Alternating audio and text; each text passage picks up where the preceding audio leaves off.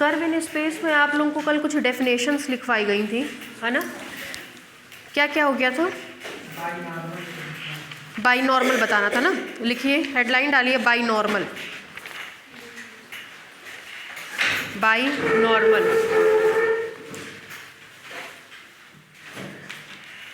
By का मतलब होता है जो दो चीज़ों के नॉर्मल हो उसको क्या बोलते हैं? By normal.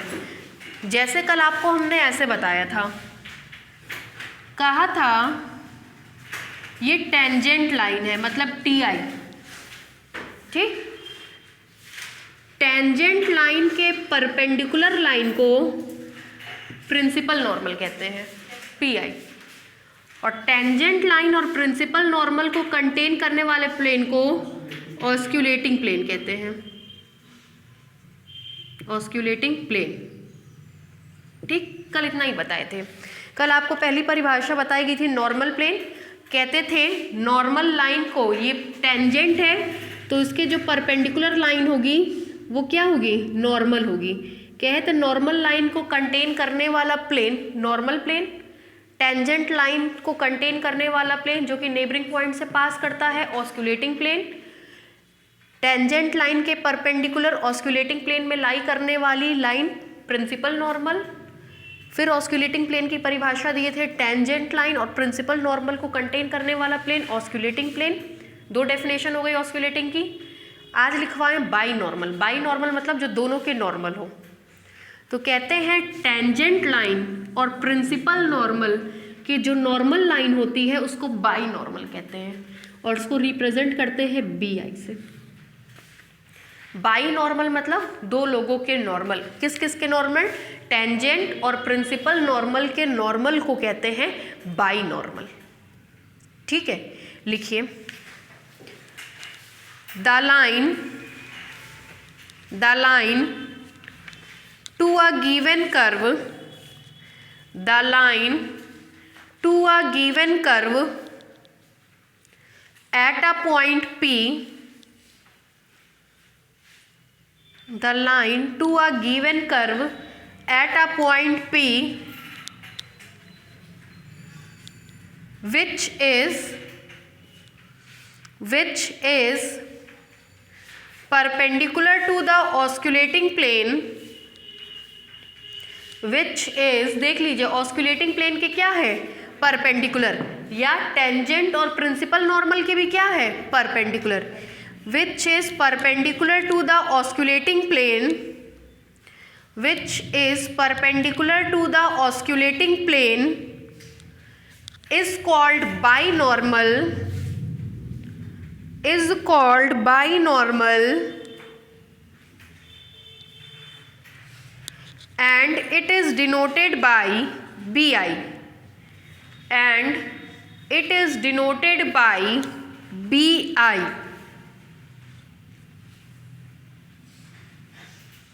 हो गया। फिफ्थ पॉइंट लिखिए rectifying plane. Rectifying plane, rectifying plane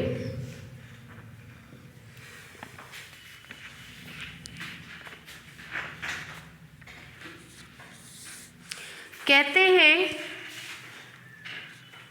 rectifying plane, देखिए टेंजेंट और प्रिंसिपल नॉर्मल को कंटेन करने वाला प्लेन ऑस्क्यूलेटिंग प्लेन, ठीक है।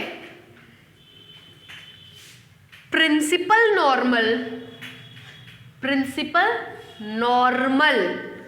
और बाई नॉर्मल, दोनों नॉर्मल को कंटेन करने वाला प्लेन नॉर्मल प्लेन, ठीक। बचा हुआ रेक्टिफाइंग प्लेन कहलाता है। मतलब वो प्लेन जो टेंजेंट और बाई नॉर्मल को खुद में कंटेन करता है उसको बोलते हैं रेक्टिफाइंग प्लेन। ये आपको रट्टा मारना है। T P B, T B B, T दोनों नॉर्मल को कंटेन करने वाला प्लेन नॉर्मल प्लेन, टेंजेंट और P को कंटेन करने वाला प्लेन ऑस्कुलेटिंग प्लेन, T और B को कंटेन करने वाला प्लेन रेक्टिफाइंग प्लेन। रेक्टिफाइंग में C आया है, खैर इसमें भी C आया है, तो रेक्टिफाइंग में B वाला सेक्टर आता है, रेक्टिफाइंग में B वाला सेक्टर आता है, ऑस्कुलेटिंग में P वाला सेक्टर आता है, रेक्टिफाइंग में R वाले में B वाला आएगा, बस यही याद रखिए, R वाले में B वाला आएगा, बचा हुए वाले में ऑस्कुलेटिंग आएगा, नॉर्मल वाले में नॉर्मल आएगा। ये डायग्राम आपको याद रहना चाहिए, तभी आप सबकी परिभाषा अलग अलग दे पाएंगे। कोई पूछे ऑस्कुलेटिंग प्लेन तो टेंजेंट लाइन और प्रिंसिपल नॉर्मल को कंटेन करने वाला प्लेन ऑस्कुलेटिंग प्लेन। कोई कहे नॉर्मल प्लेन तो बाई नॉर्मल और प्रिंसिपल नॉर्मल को कंटेन करने वाला प्लेन नॉर्मल प्लेन। कोई कहे रेक्टिफाइंग प्लेन, टेंजेंट लाइन और बाई नॉर्मल को कंटेन करने वाला प्लेन रेक्टिफाइंग प्लेन। फिर कोई कहे प्रिंसिपल नॉर्मल टेंजेंट लाइन के परपेंडिकुलर ऑस्कुलेटिंग प्लेन में लाई करने वाली लाइन प्रिंसिपल नॉर्मल, ठीक है।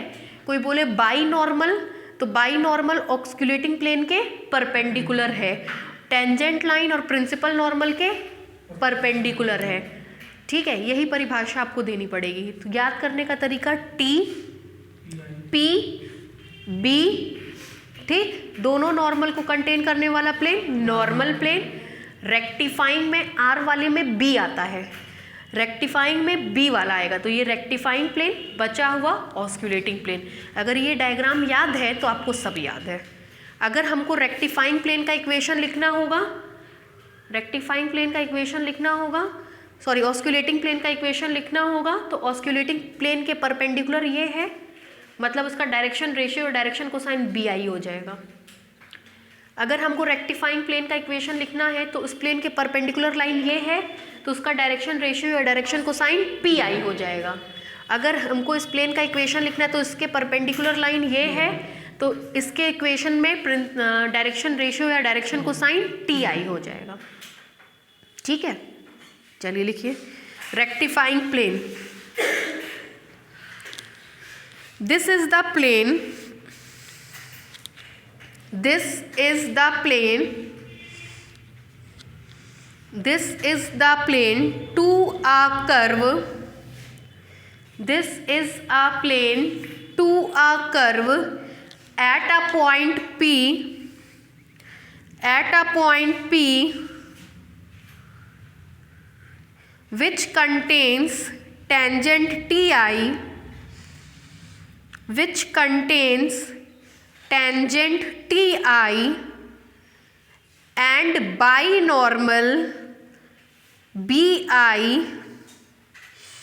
and binormal BI at a point P, at a point P, ठीक है। ये डायग्राम बना लीजिए। जरा हमको रेक्टिफाइंग प्लेन का इक्वेशन बोलिए, क्या लिखेंगे?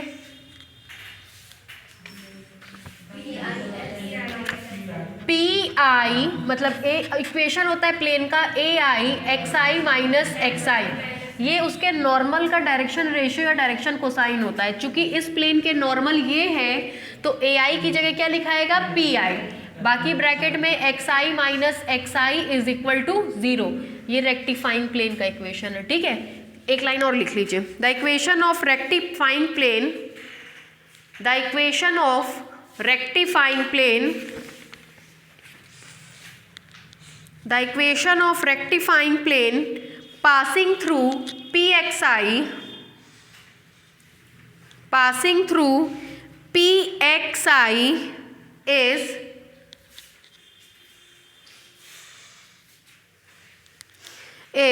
ये।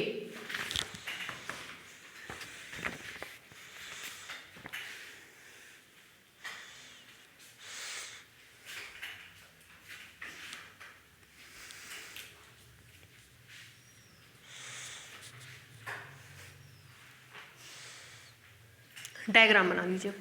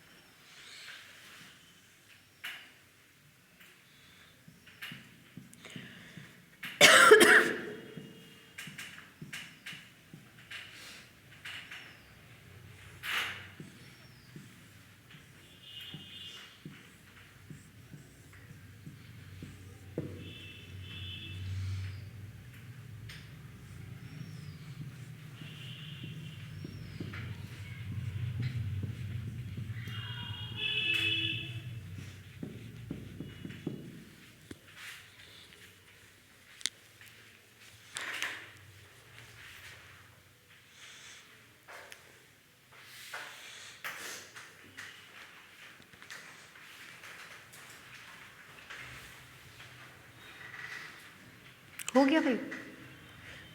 नेक्स्ट लिखिए,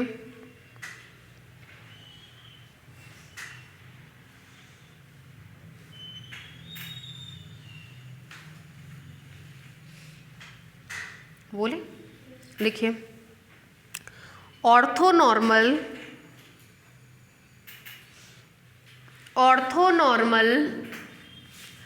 ट्राइड, TRIAD,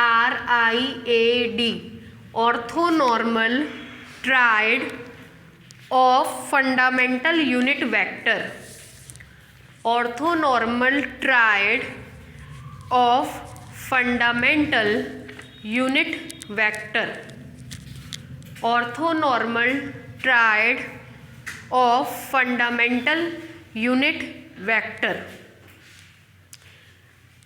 ऑर्थोनॉर्मल का मतलब होता है ऑर्थोगोनल, ऑर्थोगोनल का मतलब होता है परस्पर लंबवत।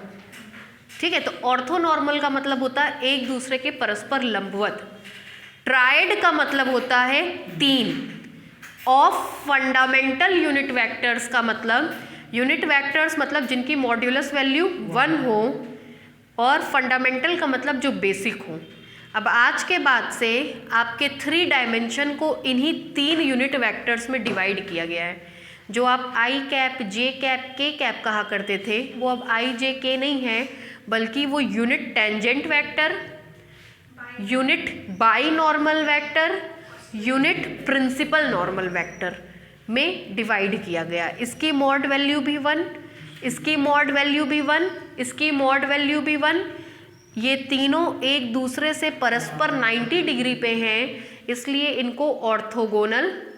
3 हैं ट्राइड, बेसिक है इसलिए फंडामेंटल, सबकी मॉड वैल्यू 1 है इसलिए यूनिट वेक्टर्स का नाम दिया गया है। अब हम लोग इस आर्टिकल में इन तीनों फंडामेंटल यूनिट वेक्टर्स के बीच में रिलेशन निकालेंगे। आप देख सकते हैं चूंकि ये दोनों एक दूसरे के म्यूचुअल परपेंडिकुलर हैं, तो दोनों का डॉट प्रोडक्ट लेने पर cos 90 that is 0। Dot product लेंगे मतलब TI dot BI is equal to 0। दूसरा लेंगे तो BI dot PI is equal to 0। तीसरा लेंगे तो PI dot TI is equal to 0। आपको पता है डॉट प्रोडक्ट कम्यूटेटिव लॉ को सेटिस्फाई करता है, तो आप चाहे BI भी लिखें, उसकी वैल्यू भी क्या होगी, 0 ही होगी। इसके साथ ही साथ एक रिलेशन और दिया गया, कहा गया TI is equal to, anti clockwise direction में मूव करेंगे, ठीक है, एंटी क्लॉकवाइज डायरेक्शन में TI is equal to epsilon IJK। T के बाद आपको क्या मिलेगा, P, उसके बाद क्या मिलेगा, B। I हो गया, इस पे J और K लगा देंगे, ठीक है। TI, उसके बाद है आपका PI, वही एप्साइलन IJK। P के बाद है B और है T, तो एक पे J एक पे K। उसके बाद है TB, BI is equal to epsilon IJK। B के बाद है आपका T, उसके बाद है आपका P, इसको J और इसको K, इसको बोलते हैं रिलेशंस। क्या किए, हमेशा किस डायरेक्शन में मूव करेंगे, एंटी क्लॉकवाइज। TI लिखा तो उसके बाद P और B को लिखेंगे, TI लिखा तो P और B को लिखेंगे, एप्साइलन IJK, I इंडेक्स आ चुका है, बचा हुआ J और K लगा दिया। फिर PI बचे हुए दोनों इंडेक्स को लिखे, B और T, एप्साइलन IJK, एक पे J और एक पे K।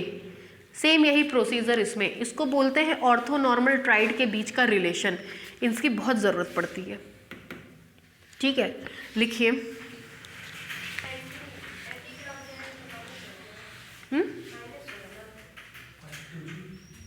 क्यों,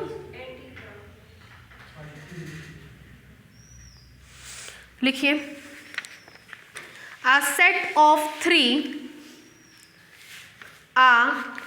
हमेशा और हमेशा पॉजिटिव x एक्सिस का डायरेक्शन पॉजिटिव वाई एक्सिस का डायरेक्शन, पॉजिटिव जेड एक्सिस का डायरेक्शन और एंटी क्लॉकवाइज डायरेक्शन, यही मानक माने गए हैं आपका ट्रिग्नोमेट्री में, ठीक है। क्वाड्रेंट ज्योमेट्री में एंटी क्लॉकवाइज डायरेक्शन से ही हमेशा किसी भी चीज़ के एंगल को मेजर करते हैं, कभी क्लॉकवाइज नहीं करते हैं।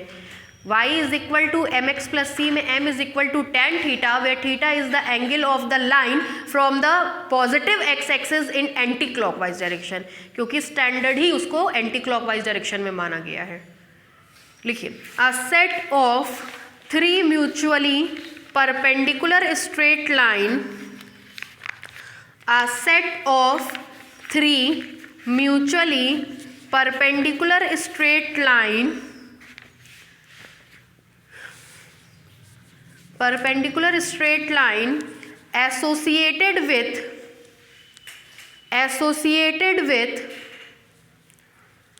associated with each point of a curve, associated with each point of a curve along components of unit vectors, along components of unit vectors, along component of unit vectors are denoted by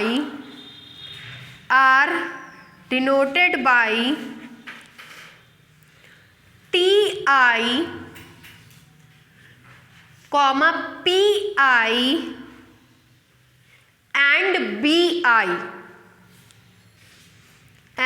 BI, full stop. This set of unit orthonormal triad, this set of unit orthonormal triad, this set of unit orthonormal triad forms a moving trihedral,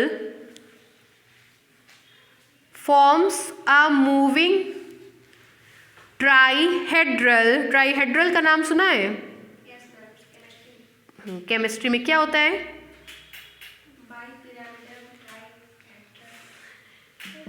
CH4 की geometry ट्राइहेड्रल होती है, tetrahedral. CH3 ट्राइहेड्रल में आपका आएगा, जिसका एक आपका vacant रह जाता है।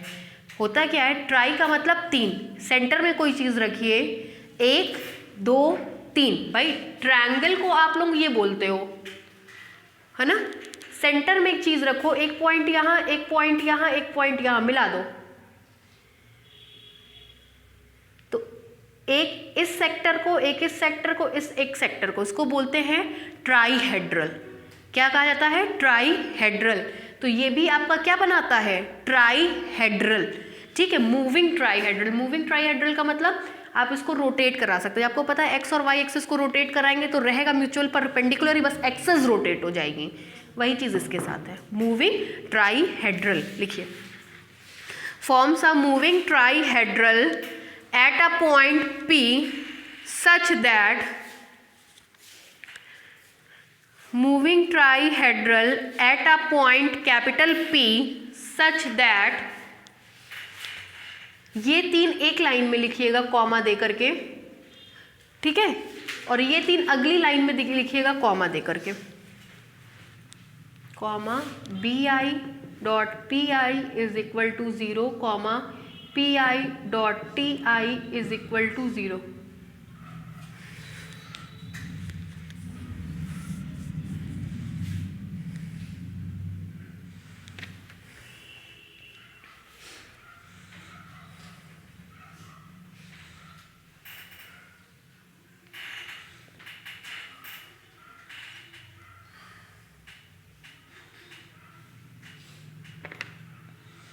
हो गया? हाँ, दोनों लिखना है। ऊपर वाला तीनों एक लाइन में, नीचे वाला तीनों अलग लाइन में।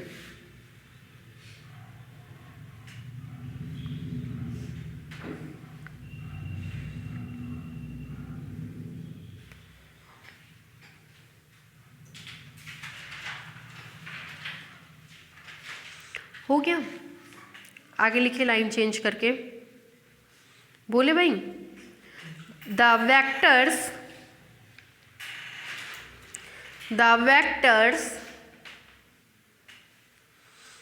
t, p, b,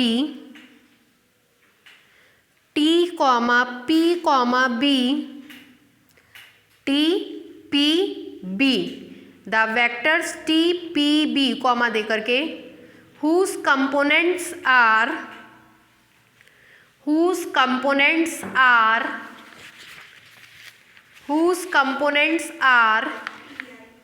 ti, comma pi and bi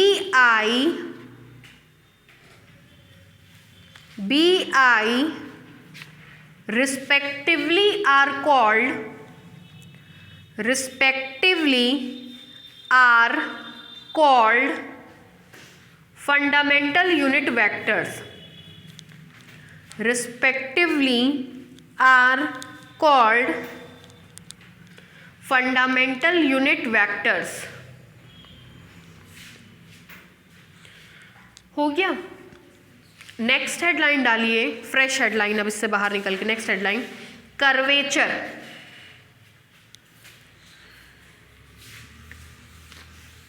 curvature क्या होता है? कर्वेचर कभी नाम सुना है क्या? कब? बीएससी फर्स्ट ईयर में कैलकुलस में, है ना? सबसे पहले मेरे ख्याल से यही सुना होगा, कर्वेचर रो से रिप्रेजेंट करते हैं। क्या होता है? कर्व थोड़ी ना होता है, आर्क भी नहीं होता है। बेंडिंग, किसी कर्व के किसी पॉइंट पर कर्व का आर्क कितना बेंट है, वही उसका कर्वेचर बताता है। जो ज़्यादा बेंट होगा उसका कर्वेचर उतना ज़्यादा, जो जितना कम बेंट होगा उसका कर्वेचर उतना कम होता है। ठीक है। कर्वेचर और रेडियस ऑफ कर्वेचर के बीच में उल्टा रिलेशन, जिसका कर्वेचर बहुत ज़्यादा होगा, मतलब जो ज़्यादा झुका हुआ होगा, एक ये ज़्यादा झुका हुआ है, एक ये कम झुका हुआ है। ज़्यादा झुकेंगे छोटे दिखेंगे, कम झुकेंगे लंबे दिखेंगे। कम झुका है, ज़्यादा झुका है, ये बेंडिंग मोर है, यहाँ बेंडिंग लेस है। जो कम झुकेगा वो ज़्यादा बड़ा दिखेगा, जो ज़्यादा झुकेगा वो छोटा दिखेगा। अगर इसका कर्वेचर निकाले तो ये देखेंगे कि ये किस गोले का कटा हुआ भाग है। ये इसी गोले का कटा भाग है और ये इस गोले का कटा हुआ भाग है। जाहिर सी बात है इसकी रेडियस r और इसकी रेडियस r में रिलेशन ये होगा कि इसकी रेडियस लेस होगी और इसकी रेडियस बिग होगी। ठीक, ये ज़्यादा झुका है तो इसका कर्वेचर भी ज़्यादा होगा, कर्वेचर मोर। ये कम झुका है तो इसका कर्वेचर भी कम होगा, मतलब कर्वेचर लेस। ठीक, यही रिलेशन होता है। Bending more, curvature more, radius less. Bending less, curvature less, radius big. Curvature और रेडियस ऑफ कर्वेचर के बीच में ठीक उल्टा रिलेशन होता है। रेडियस ज़्यादा होगी तो कर्वेचर कम होगा, कर्वेचर ज़्यादा होगा तो रेडियस कम होगी। ठीक है, तो अब हम लोग अपने इस चैप्टर में कर्वेचर पढ़ने चल रहे हैं। ठीक है, कहते हैं कि कर्वेचर को डिनोट करते हैं कप्पा से। पहले भी एक बार जिक्र आ चुका है इसका, बताए थे आपको कि आगे चल के यही कर्वेचर कहलाएगा। कर्वेचर को किससे डिनोट करते हैं? कप्पा से। कहते हैं rate of change of tangent with respect to arc length. Rate of change of tangent with respect to arc length. Rate of change of tangent with respect to arc length. Rate है मतलब limit del S tends to 0। Mod लगाने का मतलब curvature कभी भी negative नहीं होगा। अगर ये क्वांटिटी कभी गलती से नेगेटिव आ भी गई then we will remove the negative sign and take the positive sign of the curvature. आपको पता है ये लगने के बाद टोटल डिफरेंशिएशन की परिभाषा में कन्वर्ट होगा, मिलेगा D T I by D S. D by D rate of change of tangent with respect to arc length, इसी को बोलते हैं curvature kappa. Radius of curvature की बात करेंगे तो उसको रो से रिप्रेजेंट करते हैं। Radius of curvature is nothing but the reciprocal of curvature. Curvature kappa, radius of curvature rho. Curvature और रेडियस ऑफ कर्वेचर के बीच में ठीक उल्टा रिलेशन होता है। कर्वेचर घटेगा रेडियस बढ़ेगी, रेडियस घटेगा कर्वेचर बढ़ेगा। ठीक है, तो लिख लीजिए अब इसके बारे में। लिखिए कर्वेचर, लिखिए the curvature at any point P, the curvature at any point P,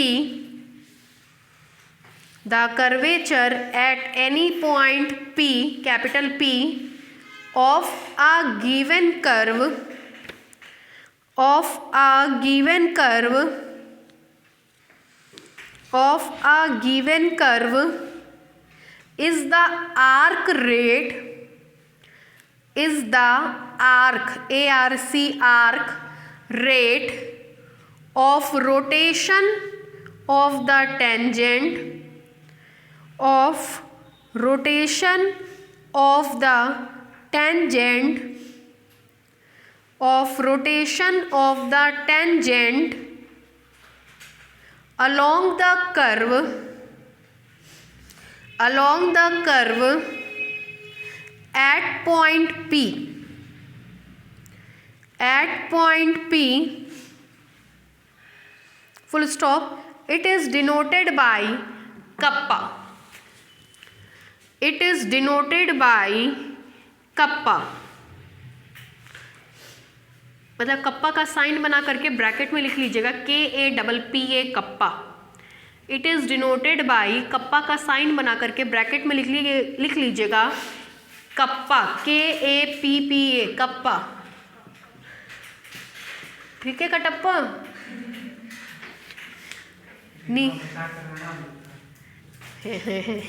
नीचे से लिखिए hence curvature kappa is equal to, hence curvature kappa is equal to, hence curvature kappa is equal to ये लाइन, this implies करके ये line.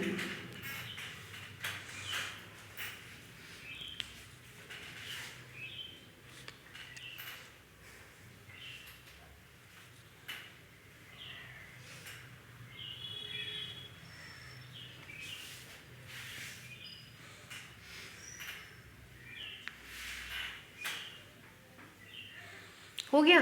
फिर देखिए this implies kappa is equal to D by D S. T I का मतलब होता है D X I by D S. कुछ ध्यान आ रहा है? जिसको लिख सकते हैं kappa is equal to D to x I by D S square, जिसको लिख सकते हैं kappa is equal to X double dash I. ठीक है, जिसको लिख सकते हैं this implies kappa is equal to under root में X double dash I dot X double dash I. पता नहीं आप लोग ये जानते हैं कि नहीं, mod of A is equal to under root A dot A. ये रिजल्ट होता है, इसी रिजल्ट का यूज करके ये रिलेशन लिखा गया है। ठीक है, उतारिए। यहाँ तक उतारे थे ना, इसके बाद ये लाइन, ये 2-3 लाइन।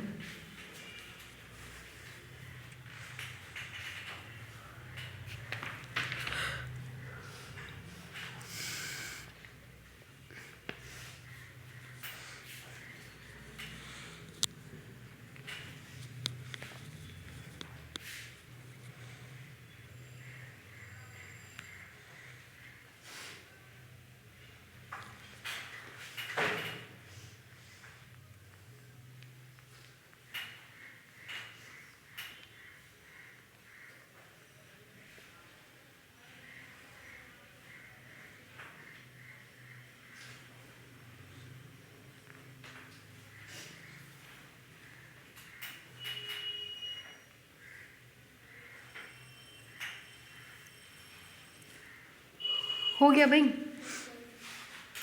आगे बढ़े। यहाँ तक उतर गया। आप चाहें तो ये रिजल्ट भी लिख सकते हैं, mod of A is equal to under root A dot A. Next headline डालिए, बोले फॉर्मूला फॉर कर्वेचर,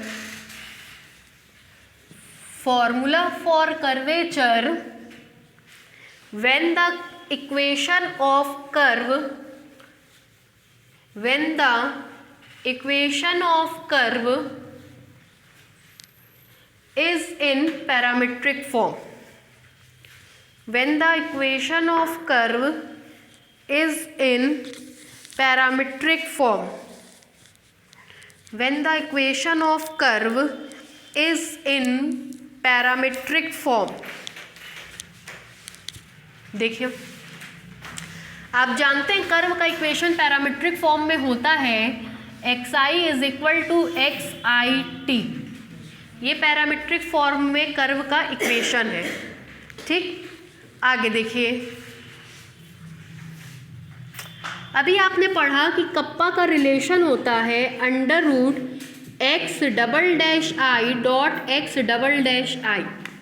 अगर हम किसी भी तरीके से एक्स डबल डैश आई का मान निकाल लें डॉट के रिस्पेक्ट में, तो जब एक्स डबल डैश आई को यहाँ ला करके रखेंगे तो वो डॉट में कन्वर्ट हो जाएगा और डॉट हम इससे निकाल सकते हैं। मतलब हम ये जो एक्सप्रेशन डैश में दिया है ओवरऑल हमको इसको कन्वर्ट करना है डॉट के फॉर्म में, क्योंकि हमारे कर्व का इक्वेशन जो दिया गया रहेगा वो किसके फॉर्म में रहेगा, टी के। और from the equation of curve in the form of T V can find dot product. आपको पता है टी होता है, टी के रिस्पेक्ट में डिफ्रेंशिएट करते हैं तो डॉट मिलता है, एस के रिस्पेक्ट में करते हैं तो डैश मिलता है। चूंकि यहाँ पे टी है तो हमको डॉट चाहिए होगा। तो करना क्या है, डैश को किस में कन्वर्ट करना है, डॉट में। जैसे ही डैश डॉट में कन्वर्ट हो गया, डॉट का मतलब टी के रिस्पेक्ट में डिफ्रेंशिएट, और यहाँ से हम लोग एकदम आराम से टी के रिस्पेक्ट में डिफ्रेंशिएट कर सकते हैं। ठीक है, लिखिए, let the equation of curve is, let the equation of curve is, let the equation of curve is, नीचे से लिखिए X I is equal to x I T, equation number 1। X I is equal to x I T, equation number 1।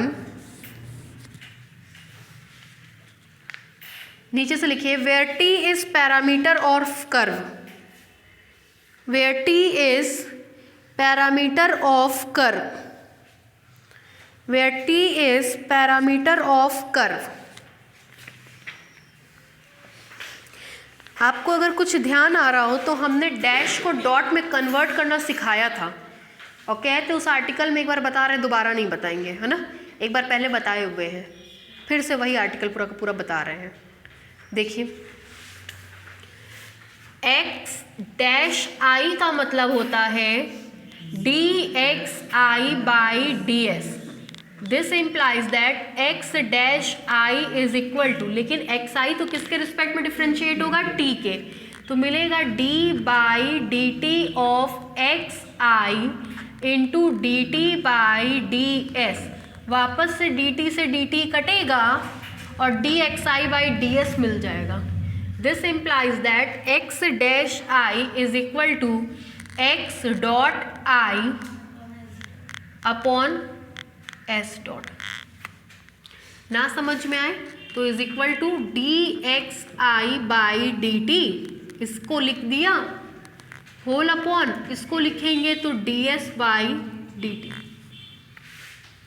ठीक है, तो हमको ये मिल गया।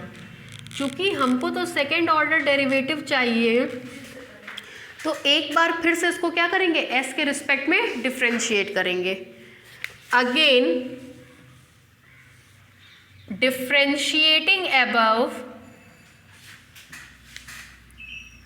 With respect to S comma we get, कराइए, एस के रिस्पेक्ट में करेंगे तो X double dash I, S के रिस्पेक्ट में करेंगे तो D by D S of X dot I upon S dot. लेकिन ये क्या, ये तो t का फंक्शन है, किसके रिस्पेक्ट में डिफ्रेंशिएट होगा, t के। This implies that X double dash I is equal to D by D T, ये ब्रैकेट वाला term, into D T by D S. D T से डी टी कैंसिल, वापस से डी बाई डी एस, और bracket वाला term लिख रहे हैं X dot I upon S dot. ठीक है, this implies X double dash I is equal to, इसको लिखा जा सकता है डिवीजन ऑफ टू फंक्शन से डिफ्रेंशिएट करेंगे, पहले नीचे वाला एस सच उतार देंगे, ऊपर वाले को डिफ्रेंशिएट करेंगे तो X double dot I minus ऊपर वाले को एस सच उतार दिया, नीचे वाले को टी के रिस्पेक्ट में करेंगे तो एस डबल डॉट अपॉन नीचे वाले का स्क्वायर मतलब एस डॉट का स्क्वायर, और इसको लिख सकते हैं 1 upon D S by D T. वापस से डी टी ऊपर चला जाएगा और सेम यही चीज़ मिल जाएगा। ठीक है, this implies that X double dash I is equal to, ये भी एस डॉट, ये भी एस डॉट, मिल करके 1 अपॉन एस डॉट का क्यूब। ठीक है, बाकी ब्रैकेट में S dot X double dot I minus x dot I S double dot, ये एक्स डबल डैश आई का मान हो गया। ठीक है, अब हम लोग कप्पा के फॉर्मूले में ले जा करके इसको पुट करेंगे और सॉल्व करेंगे तो हमको रिजल्ट मिल जाना चाहिए। इतना एक बार उतार लीजिए, फिर लिखवा रहा, कहाँ तक लिखा है, where t is parameter of curve। now उतारिए,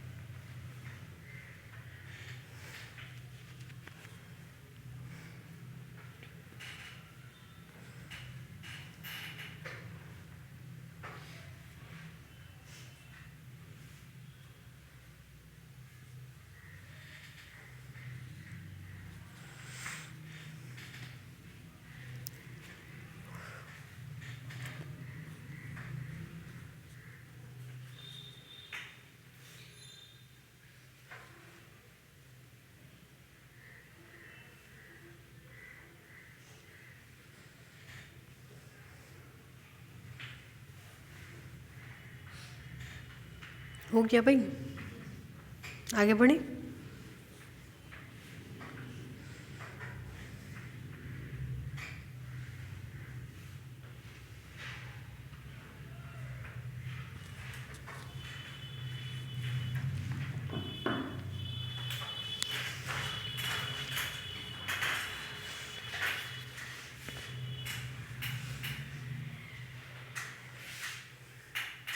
हो गया, नीचे से लिखिए,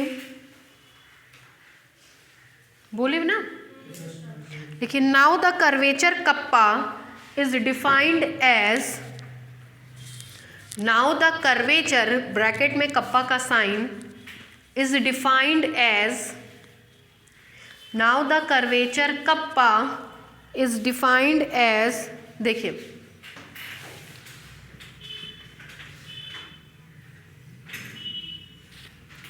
कप्पा का मान होता है अंडर रूट में x double dash I x double dash आई।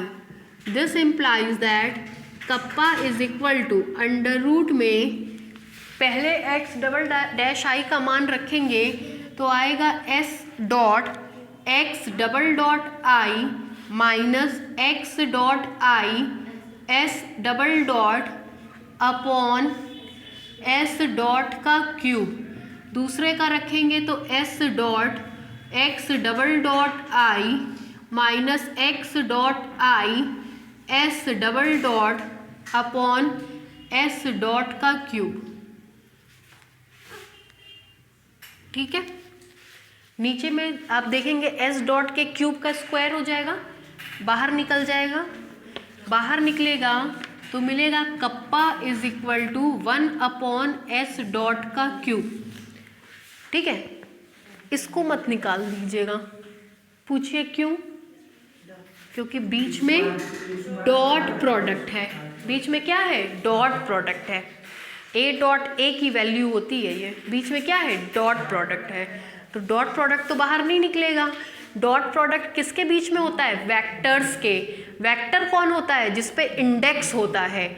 ये वेक्टर है, ये वेक्टर है, वेक्टर में स्केलर का गुणा करेंगे तो भी वेक्टर, वेक्टर में स्केलर का गुणा करेंगे तो भी वेक्टर, ये दो वेक्टर को घटाएंगे तब भी वेक्टर, वेक्टर में स्केलर का गुणा करेंगे वेक्टर, वेक्टर में स्केलर का गुणा करेंगे वेक्टर, दो वेक्टर को घटाएंगे तो वेक्टर, ये दोनों स्केलर है। स्केलर के बीच में डॉट प्रोडक्ट नहीं होता, इसलिए स्केलर को बाहर कर दिया, लेकिन इन दोनों के बीच में क्या होगा? डॉट प्रोडक्ट होगा, तो उसको बाहर नहीं कर सकते। ठीक है, अब मल्टीप्लाई करेंगे डॉट प्रोडक्ट से तो देखिए क्या मिलेगा, इसका इसमें करिए s डॉट का square x double dot I dot x double dot I. Hopefully समझ गए होंगे। स्केलर का तो स्क्वायर हो जाएगा लेकिन वेक्टर्स का स्क्वायर नहीं होगा, उनके बीच में क्या आएगा? डॉट प्रोडक्ट आएगा। हम बड़ा कंफ्यूज्ड हुए थे इस चीज़ के लिए कि यहाँ स्क्वायर कर रहा है, इसको भी स्क्वायर कर देता, बहुत बाद में समझ में आया कि एक्चुअली में वो डॉट प्रोडक्ट होता है। ठीक है, फिर देखिए इसका इसमें मल्टीप्लाई करेंगे तो minus s dot s double dot x dot I x, ठीक, इसका इसमें करेंगे तो minus s dot s double dot, सही कर रहे हैं, s dot s double dot, नहीं भाई कुछ गड़बड़ कर रहे हैं। सबसे पहले इसका मल्टीप्लाई इसमें किया है, फिर इसका मल्टीप्लाई इसमें किया है, अब इसका मल्टीप्लाई इसमें करेंगे तो मिलेगा s double dot x dot I x double dot I, इसका इसमें करेंगे तो प्लस s डबल डॉट का square x dot I x dot I के बीच में डॉट प्रोडक्ट। ठीक है, this implies that kappa is equal to 1 upon s dot का क्यूब अंडर रूट में, ये और ये मेरे हिसाब से ऐड हो जाएंगे, आएगा s डॉट का square x double dot I x double dot I minus 2 s dot s double dot x dot I x double dot I plus s double dot का square x dot I dot x dot I. ठीक है, अब देखिए इसको मान रहे हैं equation number 2। फिर देखिए सिंस वी नो दैट, अगर आपको ध्यान आ रहा हो तो आपको s डॉट स्क्वायर का मान लिखवाए थे, s dot square is equal to x dot I dot x dot I, हमने लिखवाया था s is equal to under root x dot I x dot I. कई बार आप लोग ने आर्क लेंथ निकाला उस फॉर्मूले से, इसको जरा डिफ्रेंशिएट कराइए। This implies that differentiating with respect to t, कराइए। बोलिए, इसको करेंगे तो 2s डॉट को करेंगे s double dot is equal to product of two functions, बारी बारी से करेंगे, x double dot i plus x dot i x double dot i. This implies that 2s dot s double dot is equal to, commutative law satisfy करता है, ये भी पता है आपको, ऐड हो जाएगा, मिलेगा 2x dot i x double dot i. This implies that s dot s double dot is equal to x dot i x double dot i. ठीक है, s double dot is equal to x dot i x double dot i.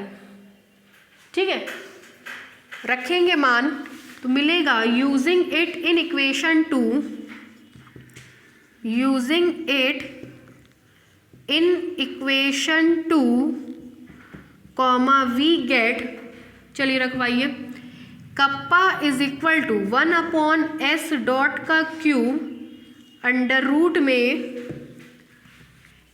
s dot का square x double dot i x double dot i minus 2s double dot x dot i x double dot i की जगह s dot s double dot, ठीक है, plus s double dot का square x dot i x dot i, ये सब under root में. कोई doubt? आगे बढ़े, फिर देखिए ये उतर गया था ना,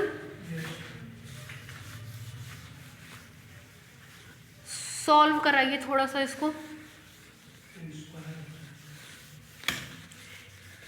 चलिए देखिए, मिलेगा आपको kappa is equal to 1/s dot का क्यूब अंडर रूट में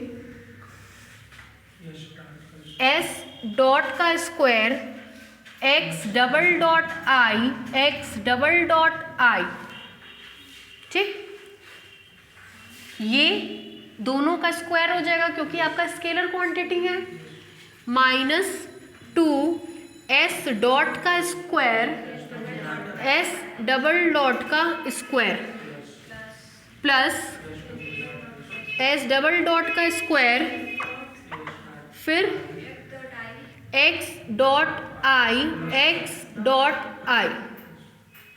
ठीक है, मेरे हिसाब से, चलिए अभी छोड़ दीजिए. This implies that kappa is equal to 1/s dot का क्यूब अंडर रूट में s डॉट का square x double dot i x double dot i x dot i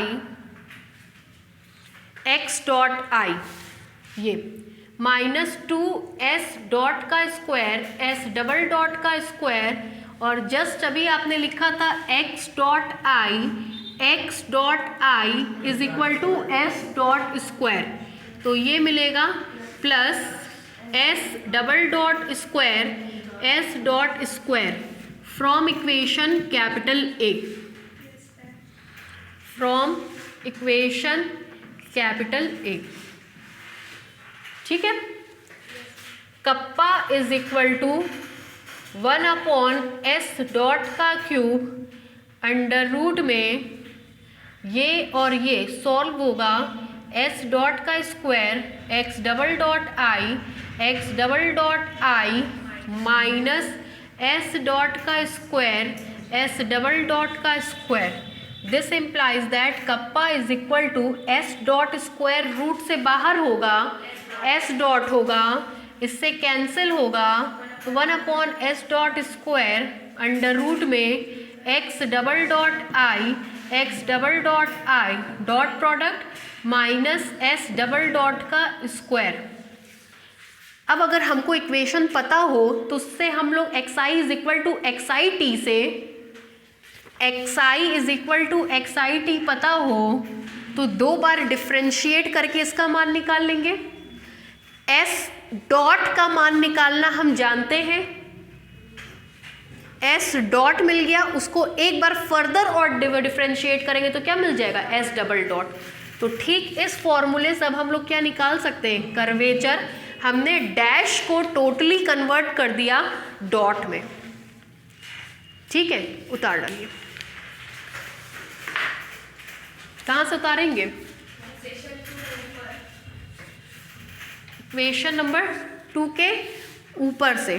क्या लिखवाएं हम अभी तक, now the curvature kappa is defined as, है ना, यहाँ से ना, यहाँ से बस यही लिखवाएं, curvature kappa is defined as, तो यहाँ से उतारिए।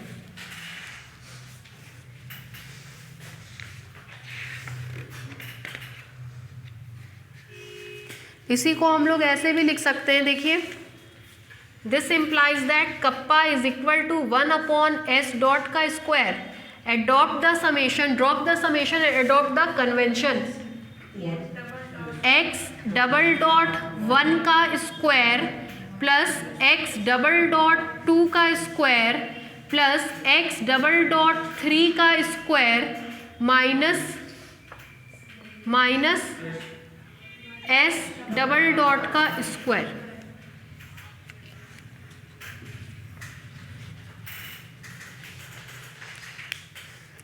आइंस्टाइन समेशन कन्वेंशन फॉर्मूले से, ठीक है, उतारिए।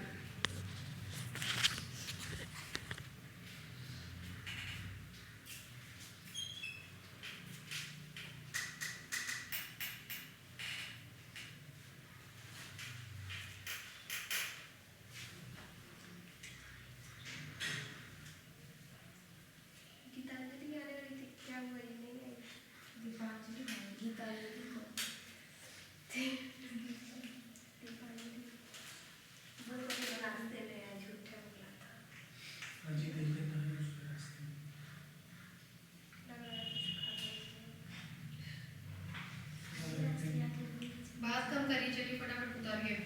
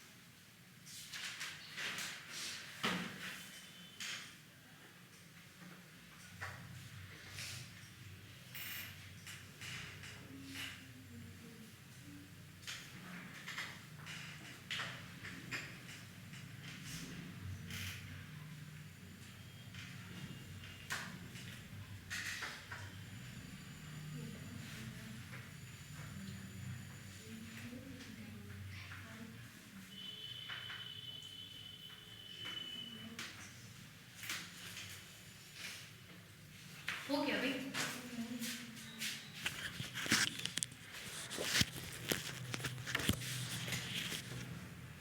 कॉम्प्लेक्स कितना बाकी है आप लोगों का, कुछ खत्म हुआ?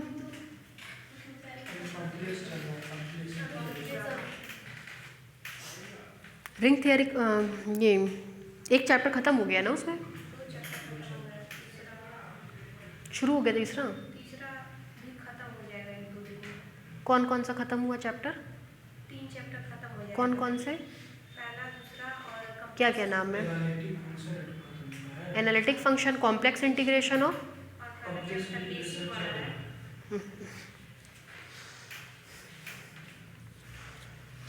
अब क्या शुरू करना नया चैप्टर?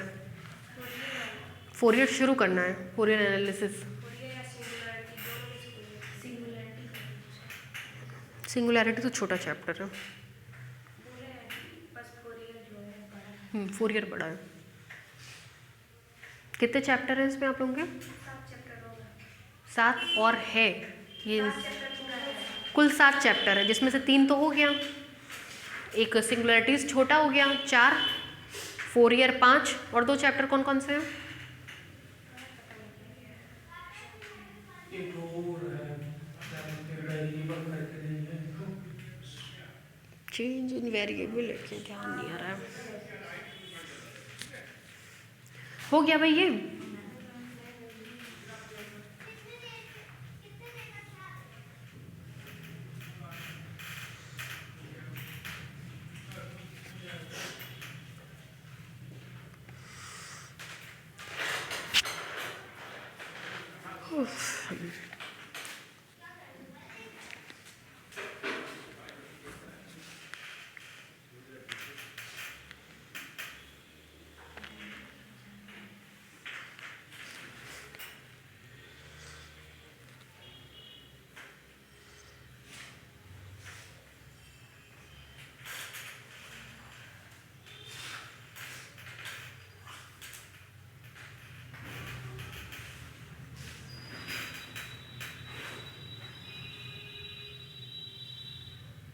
हमको तो अगला साल भी चौपट ही लग रहा है। कर्नाटक में भाई नाइट कर्फ्यू, क्या वो कर्नाटक में नाइट कर्फ्यू लग रहा है, हर जगह कोविड-2 आ गया है, स्थिति इतनी ख़राब है। हमको तो लग रहा है कि अगला भी कर्नाटक में अब लग रहा है, और पूरे भारत में लगने वाला है, पूरे भारत के लिए, क्योंकि ये जो कोविड-2 आया है इसको बहुत लोग डेंजरस मान रहे हैं। दिल्ली में कंडीशन बहुत ज़्यादा ख़राब है, दिल्ली, लखनऊ, मतलब अपने गोरखपुर में तो अभी आया नहीं, तो हम लोग उतनी भयावता पता भी नहीं है भाई। ऐसे तो देखिए तो भयावता तो फर्स्ट स्टेज में भी हम लोग को नहीं पता थी। क्या हुआ, अचानक से एक दिन लॉकडाउन हो गया, काम ख़त्म। मतलब हमको याद है 16-17 तारीख तक भी हम बाहर निकले थे, 21 तारीख को लॉकडाउन हुआ था। 16-17 को भी एकदम आराम से, मतलब लाइफ स्टाइल चल रही थी। कोई ये नहीं सोच रहा था कि ऐसा 6 महीने का लॉकडाउन खींच लेगा, कोई नहीं सोचा था, क्योंकि यहाँ आया ही नहीं था कोविड तब तक। तो यहाँ पे लाइफ स्टाइल शुरू से एकदम नॉर्मल थी, अचानक से हो गया, इतना लंबा खींच लिया।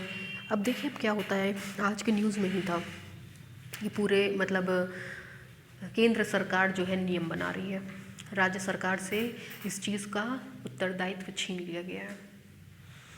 भाई पहले सेंट्रल थी, सेंट्रल ने जो है राज्य सरकार को दिया था, स्टेट गवर्नमेंट को, कि आप अपने अपने स्टेट को संभालिए। अब वापस से जो है सेंट्रल गवर्नमेंट देख रही है काम। देखिए क्या होता है। हो गया भाई, लिखिए नीचे से। अभी हम आपको जिक्र कर ही रहे थे कि कर्वेचर का रेसिप्रोकल कहलाता है रेडियस ऑफ कर्वेचर, जिसको किससे डिनोट करते हैं, रो से। लिखिए, the reciprocal of curvature kappa, the reciprocal of curvature kappa, the reciprocal of curvature kappa, the reciprocal of curvature kappa is called the radius of curvature, is called the radius of curvature, is called the radius of curvature and is denoted by rho, and is denoted by rho and is denoted by rho, नीचे से लिखिए 10, rho is equal to 1 upon kappa, 10 rho is equal to 1 upon kappa. अभी आपने पढ़ा था kappa is equal to rate of change of tangent vector, मतलब D T I by D S, S के respect में डिफ्रेंशिएट होता है तो उसको क्या कहते हैं, डैश, है ना। तो कर्वेचर का जो कंपोनेंट होगा, कर्वेचर का कंपोनेंट मतलब इंडेक्स लग जाता है, कर्वेचर का जो कंपोनेंट होगा वो क्या होगा, टी डैश आई। ठीक है, लिखिए द वेक्टर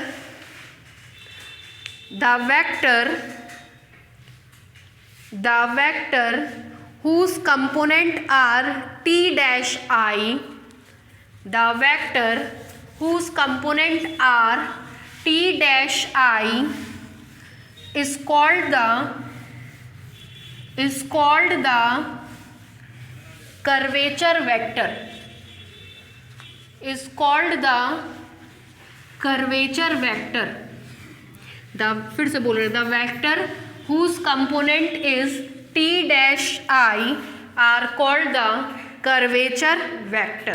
हो गया, चलिए नेक्स्ट लिखिए।